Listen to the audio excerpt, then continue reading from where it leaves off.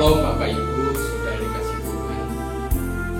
Hari ini kita masuk dalam ibadah KRG, masih dalam rangka kita merayakan Hari Raya Paskah. Mari kita bersama-sama menyatukan hati dengan bersama-sama memuji Kidung Jemaat nomor 13 bait yang pertama.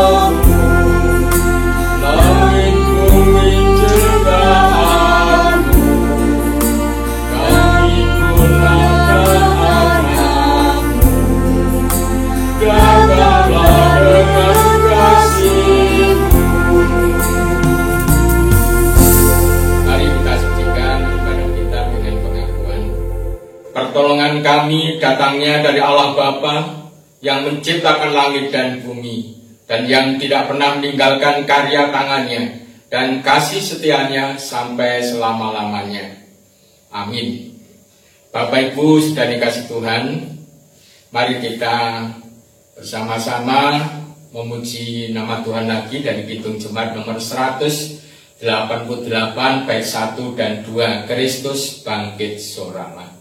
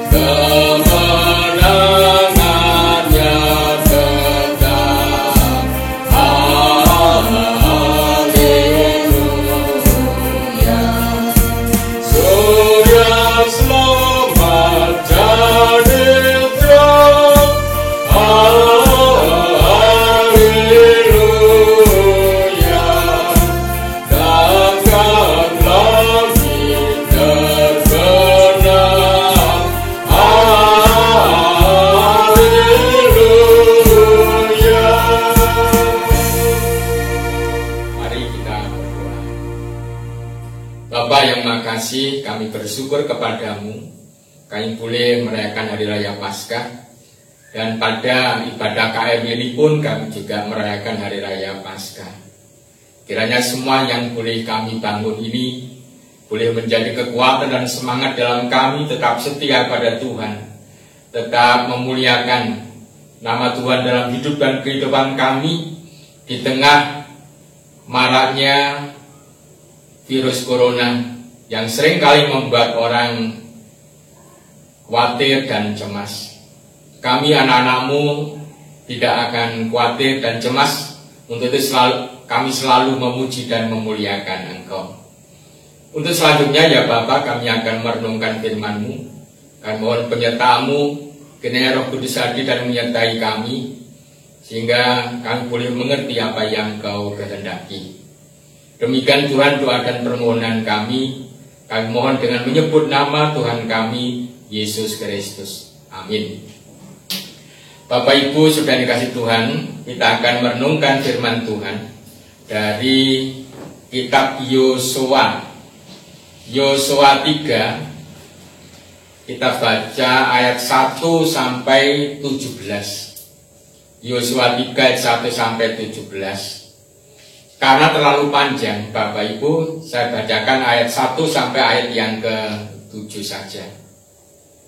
Yosua 3 ayat 1 sampai 17, saya baca ayat 1 sampai ayat yang ke-7. Menyeberangi sungai Yordan. Yosua bangun pagi-pagi, lalu ia dan semua orang Israel berangkat dari Sitim, dan sampailah mereka ke sungai Yordan. Maka bermalamlah mereka di sana sebelum menyeberang. Setelah lewat 3 hari, para pengatur pasukan menjalani seluruh perkemahan dan memberi perintah kepada bangsa itu, katanya, segera sudah kamu melihat tabut perjanjian Tuhan. Saya ulangi, segera sesudah kamu melihat tabut perjanjian Tuhan Allahmu yang diangkat para imam yang memang suku Lewi, maka kamu harus juga berangkat dari tempatmu dan mengikutinya. Hanya antara kamu dan tabut itu harus ada jarak kira-kira 2.000 hasta panjangnya. Janganlah mendekatinya. Maksudnya supaya kamu mengetahui jalan yang harus kamu tempuh, sebab jalan itu belum pernah kamu lalui dahulu. Berkatalah Yosua kepada bangsa itu, kuduskanlah dirimu, sebab besok Tuhan akan melakukan perbuatan yang ajaib di antara kamu. Dan kepada para imam itu Yosua berkata demikian, angkatlah tabut perjanjian dan menyeberanglah di depan bangsa itu. Maka mereka mengangkat tabut perjanjian dan berjalan di depan bangsa itu. Dan Tuhan berfirman kepada Yosua, pada hari inilah aku mulai membesarkan namamu di mata seluruh orang Israel, supaya mereka tahu bahwa seperti dahulu aku menyertai Musa, demikianlah aku akan menyertai engkau. Demikian Bapak Ibu firman Tuhan yang akan kita renungkan bersama-sama. Yang berbahagia adalah setiap orang yang mendengar firman Tuhan, bahkan lebih berbahagia yang melakukan dalam hidupnya hari lepas hari. Amin. Bapak Ibu sudah dikasih Tuhan, perikop yang kita baca ini berbicara tentang pernyataan Allah kepada umatnya dalam perjalanan menuju tanah perjanjian atau tanah Kanaan. Tuhan sering menyatakan dirinya melalui mukjizat-mukjizat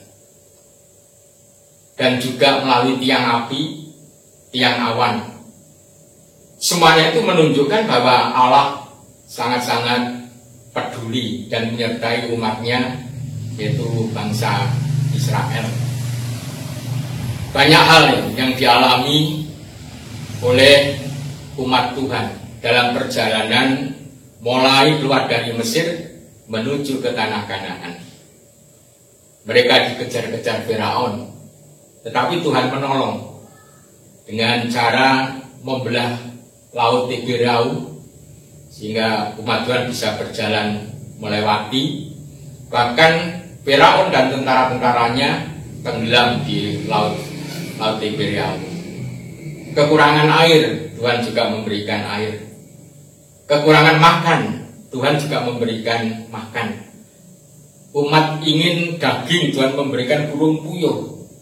Umat ingin makan roti seperti yang dimakan di Mesir, Tuhan juga memberi mana yang katanya rasanya lebih enak dari roti yang ada di Mesir.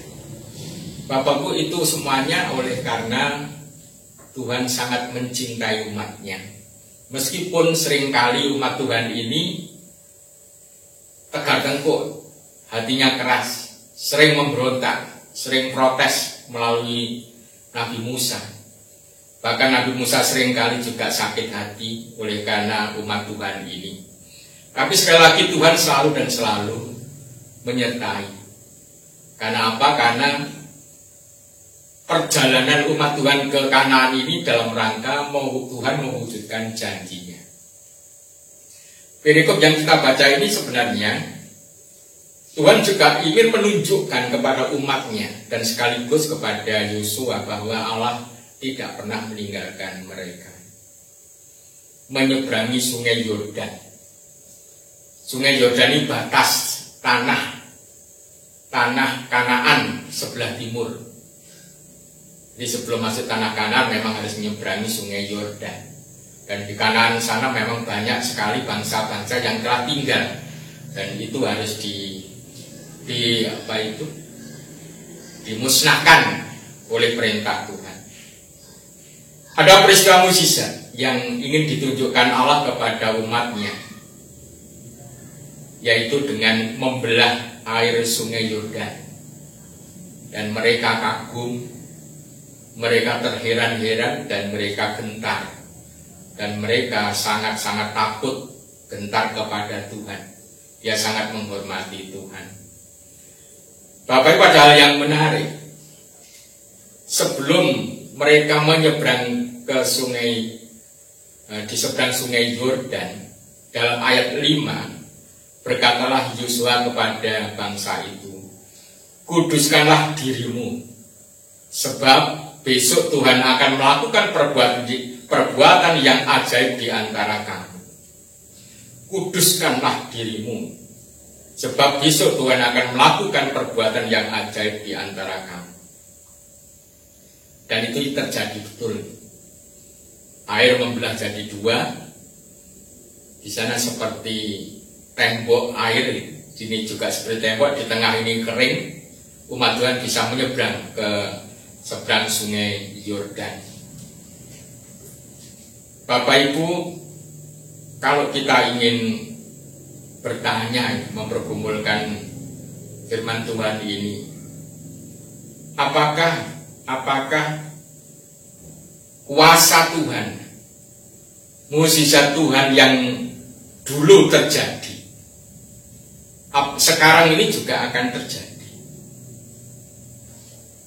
Apakah mukjizat Tuhan yang luar biasa dan ajaib itu juga terjadi pada saat ini?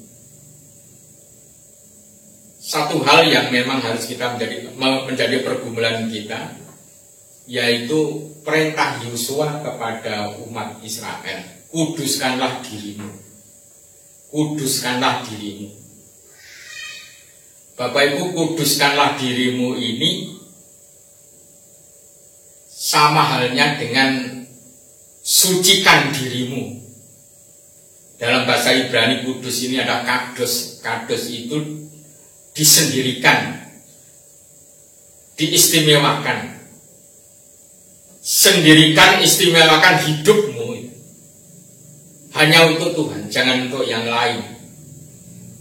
Sehingga kuduskanlah dirimu ini satu perintah, kamu harus setia kepada Allah. Dan tidak boleh yang lain, dan tidak boleh ragu-ragu, tidak boleh khawatir. Yang dilihat dan yang diyakini hanya Tuhan Allah yang telah berjanji.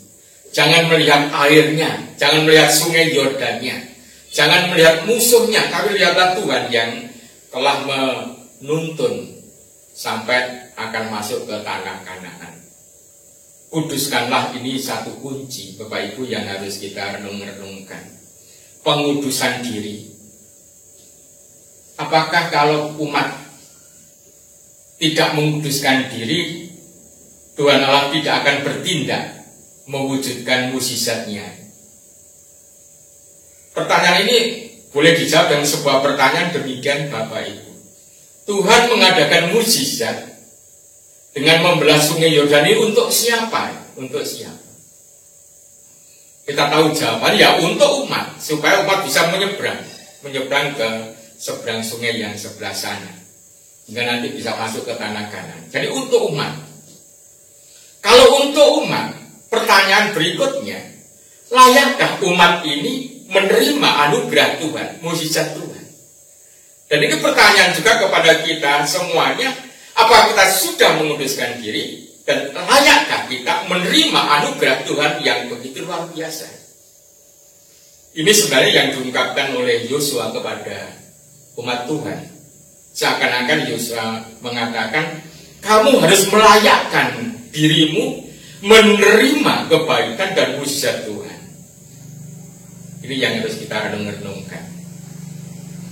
Bapak Ibu sudah dikasih Tuhan, seringkali atau kecenderungan kita selalu melihat orang lain, melihat Allah, melihat yang lain.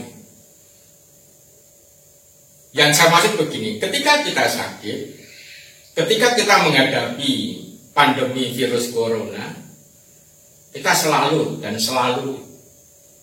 menyalahkan atau bertanya pada Tuhan. Kalau doa kita tidak terkabul, Tuhan sudah lama kami berdoa, memohon kiranya virus corona itu nyah dari muka Indonesia. Atau mungkin kita juga selalu melihat, oh itu salahnya si A, salahnya si B.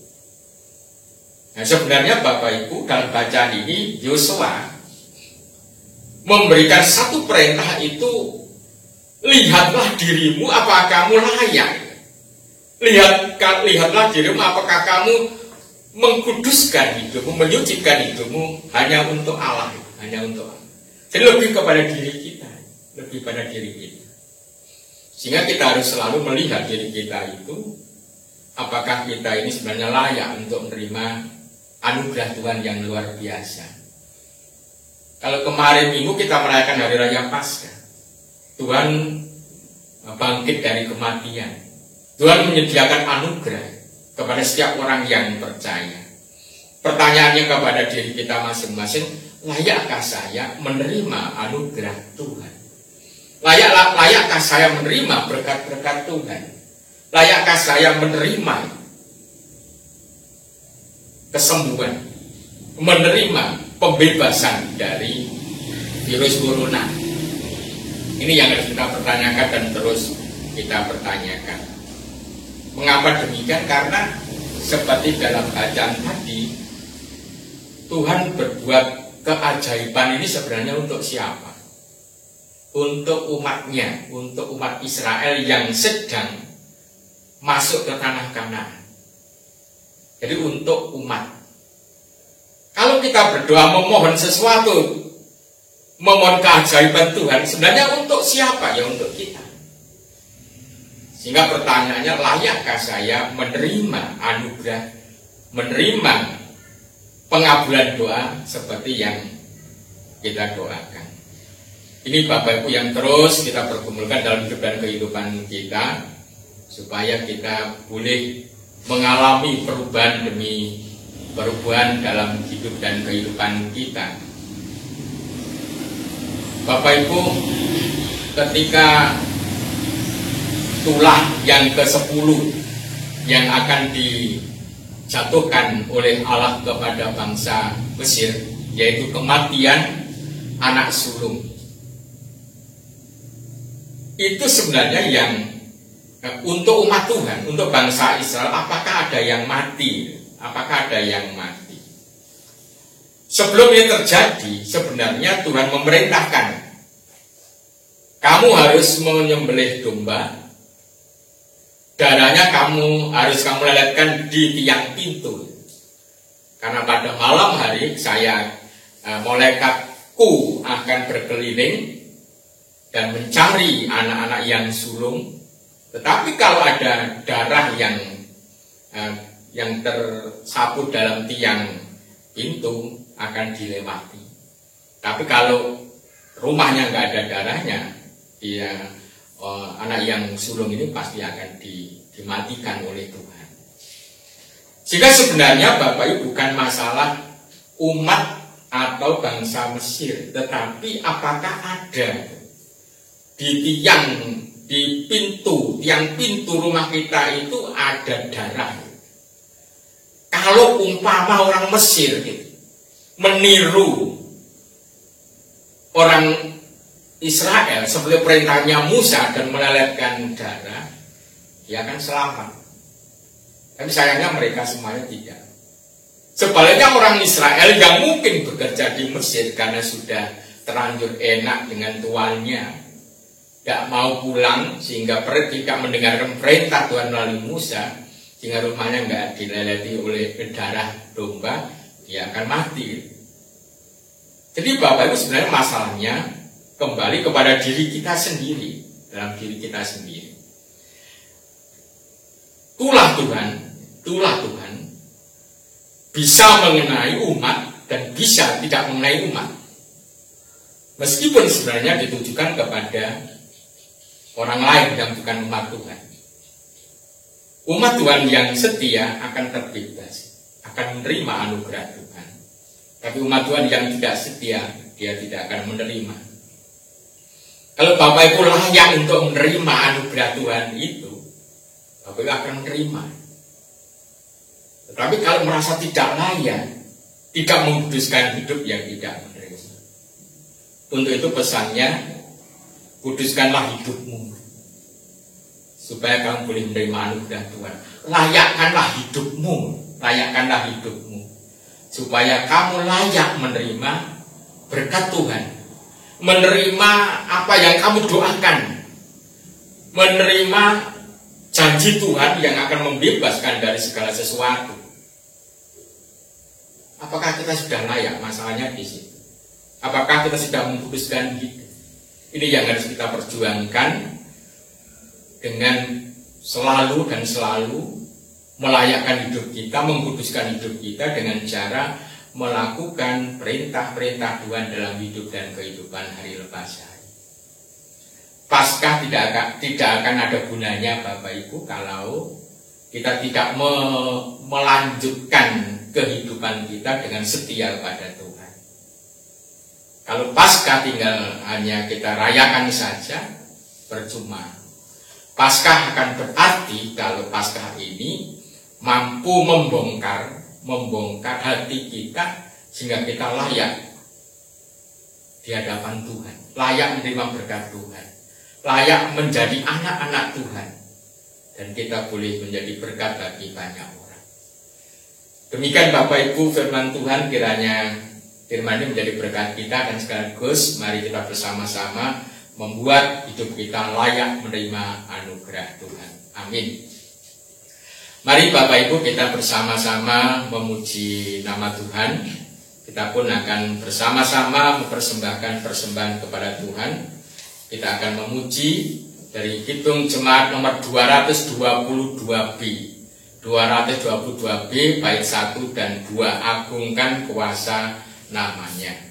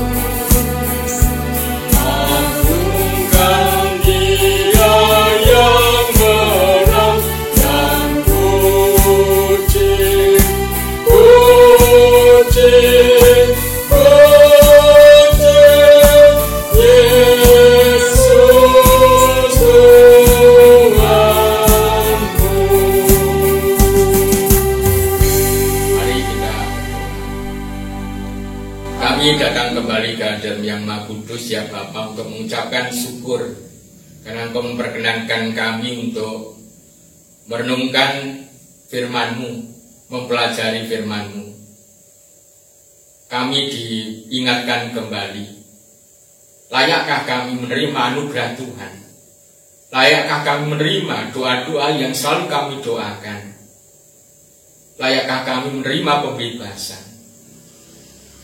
Itu berarti kami harus merubah hidup kami, melayakkan hidup kami, menguduskan, menyucikan hidup kami. Terima kasih ya Bapa atas firman-Mu. Kiranya firman ini boleh menjadi kekuatan, semangat, dan sekaligus perintah dalam hidup kami untuk berjuang mewujudkan kehidupan yang baik, benar, yang layak di hadapan Yang Maha Kudus. Terima kasih ya Bapa. Perkenankan untuk selanjutnya kami berdoa untuk saudara-saudara kami, warga jemaat yang hari ini beribadah KRW di rumahnya masing-masing. Dari tempat ini kami berdoa untuk mereka. Kiranya Tuhan hadir dalam rumahnya, hadir dalam pergumulan kehidupannya. Tuhan berikan semangat dan kekuatan bagi saudara-saudara kami, supaya meskipun mereka semuanya ada di rumah, tetapi mereka tetap setia pada Tuhan, tetap beribadah dan berdoa. Bahkan ini menjadi satu semangat baru untuk bersekutu dengan keluarganya. Terima kasih ya Bapak. Kami juga berdoa untuk gereja-Mu, khususnya gereja di Ponorogo ini, yang Tuhan menyertai dan memberkati. Kami memohon berkat-Mu untuk kegiatan-kegiatan kehidupan bergereja. Kami memohon berkat-Mu untuk renovasi interior gedung gereja. Kami yakin dan percaya Tuhan tidak akan meninggalkan kami. Mungkin di antara saudara-saudara kami yang hari ini beribadah, ada yang sedang sakit, ada yang sedang susah, punya beban hidup, mengalami pergumulan-pergumulan. Dari tempat ini kami memohon kepadamu ya Bapa, jamahlah mereka satu persatu supaya mereka mendapatkan berkat, kekuatan, berkat kemampuan dan keringanan, sehingga mereka boleh melanjutkan kehidupannya dengan penuh sukacita. Kami berdoa untuk anak-anak kami yang belajar di rumah. Bapak berkatilah anak-anak kami. Terima kasih ya Bapak. Kami berdoa untuk seluruh warga jemaat, mulai anak-anak sampai adiuswo. Kami serahkan dalam kasih penyertaan tangan Tuhan. Bapak, kami juga menyerahkan persembahan kami yang telah kami kumpulkan. Kiranya Tuhan berkenan untuk menerima, meskipun hanya ini ya Bapak. Ini adalah tanda syukur dan cinta kami kepada Tuhan. Kiranya Tuhan berkenan untuk menyucikan, sehingga ini layak menjadi kemuliaan bagi nama Tuhan. Terima kasih ya Bapak, terima kasih. Ampuni segala dosa dan kesalahan kami. Demikian doa kami. Kami serahkan kepadamu dengan menyebut nama Tuhan kami, Yesus Kristus. Amin. Bapak Ibu saudara yang dikasih Tuhan, mari ibadah ini kita tutup dengan memuji Kidung Jemaat 340. Bait yang pertama, Hai bangkit bagi Yesus.